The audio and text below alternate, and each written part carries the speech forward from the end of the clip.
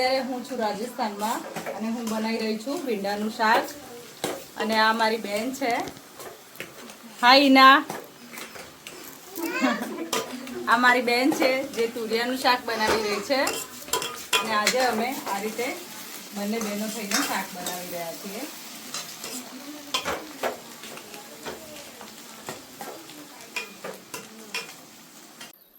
તો આ મારા કાકાનું ઘર છે. અત્યારે હું રાજસ્થાન આવી છું, તમે જોઈ શકો છો. આ પણ એમનું બીજું ઘર છે. હજુ આપણે આગળ જોઈશું. આ બદામનું ઝાડ છે. અહીંયા મસ્ત બદામ આવે છે.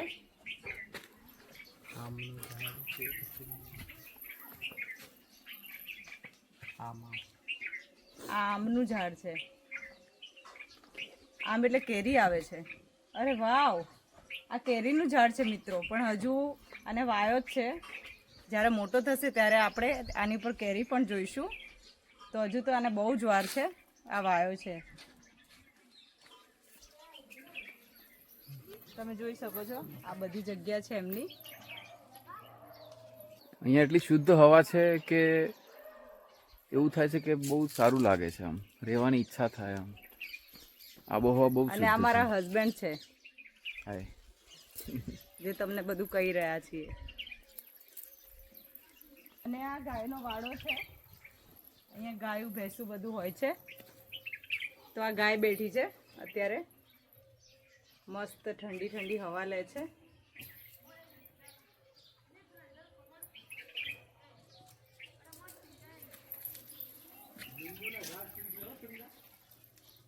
અને હજુ મિત્રો આપણે ખેતરે જઈશું અને ત્યાં આપણે આંબાનું ઝાડ જોઈશું. ત્યાં મસ્ત કેરી આવી છે તે પણ જોઈશું. અને એ કેરી હું લઈને આપણે અમદાવાદમાં, હું અમદાવાદ રહું છું, તો આપણે અમદાવાદમાં તેનું અથાણું બનાવીશું. તેની રેસીપી હું તમારી સાથે ચોક્કસથી શેર કરીશ.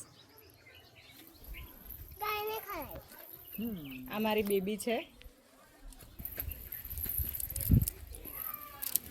લીંબુનું ઝાડ જોડાય. લીંબુ આયા છે ઉપર.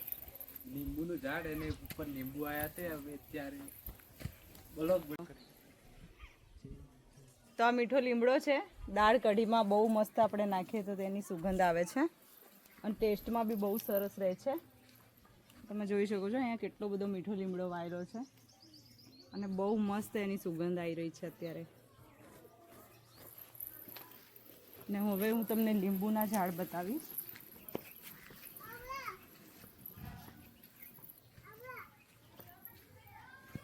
દસુ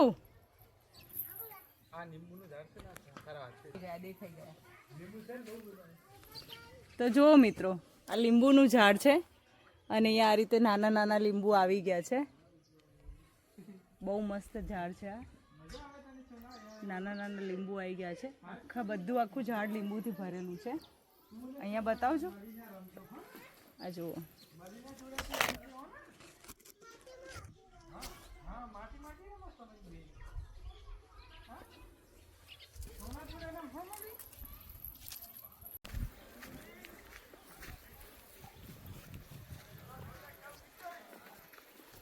બતાવો.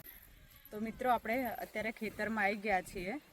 અને તમે જોઈ શકો છો ઓલું ખજૂરનું ઝાડ છે.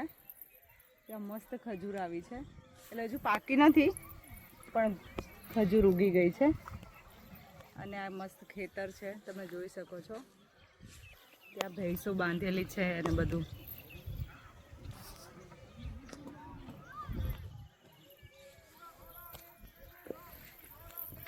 અને આ બાજુ બાજરી વાઈ છે. હમણાં જ વાઈ છે બાજરી.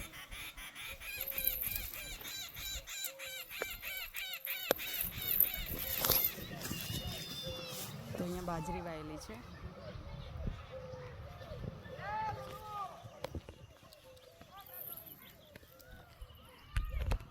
તો આ પપૈયાનું ઝાડ છે.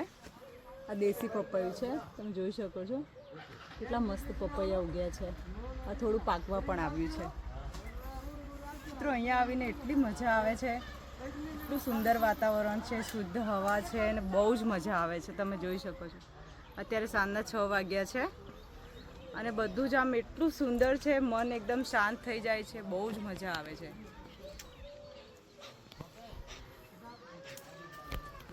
તો હવે હું તમને આંબો બતાવીશ. તો આંબો છે, અહીંયા કેરી આવેલી છે આ રીતે. આ એક તોડી છે મેં, કાચી કેરી. આ હું છે ને કાલે લઈ જઈશ અમદાવાદ, પછી આપણે આનું અથાણું બનાવશું અને તેની રેસીપી હું તમારી સાથે શેર કરીશ. તમે જોઈ શકો છો કેટલી બધી કેરી આવેલી છે.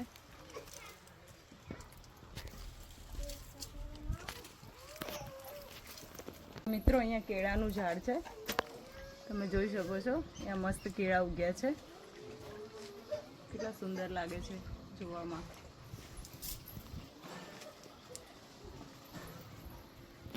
જોને એમ જા Thì cho nên đâu cho nên chạy tôi theo chứ હા. giờ giật cái thì sợ sợ તમે ઠીક હો? thì bắt đầu đâu તો મિત્રો આ જૂના ઘર છે અને આ જૂના ઘર બતાવ્યા બસ આ રીતે. હવે પહેલા જૂના ઘર હતા, હવે ત્યાં કોઈ નથી રહેતું. હવે આ રીતે સામે જ નવા ઘર બનાવ્યા છે. તો તમને મારો આ વ્લોગ કેવો લાગ્યો તે મને કમેન્ટમાં ચોક્કસ જણાવજો મિત્રો. જય શ્રી કૃષ્ણ.